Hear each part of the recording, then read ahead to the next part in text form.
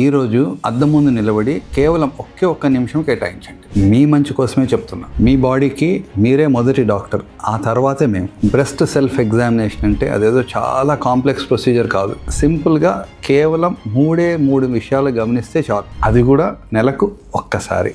Lump, leak and look. Lump ఒక గట్టి గడ్డలాగా ఏమైనా తగులుతుందా? Is it like a hard knot? Leak అన్యూజువల్గా ఏమన్నా నిప్పుల నుంచి డిశ్చార్జ్ అవుతుందా? Especially when it is blood stained. Look breast చర్మం యొక్క రంగులో కానీ షేప్లో కానీ అన్న మార్పు ఉన్నాయా? అంటే చుట్టపడడం కానీ లేదా చిన్న డింపుల్ లాగా రావడం కానీ, ఆరెంజ్ పీల్ స్కిన్ లాగా ఏమైనా ఉందా? ఇక్కడ ఒక ముఖ్యమైన పాయింట్, చాలా మందికి నొప్పి లేకుంటే అది ప్రమాదం కాదు అనుకుంటారు. కానీ రియాలిటీ ఏంటంటే నొప్పి లేని గడ్డలే అంటే పెయిన్లెస్ లంప్స్ నొప్పి ఉన్న గడ్డల కంటే చాలా ప్రమాదకరమైనది.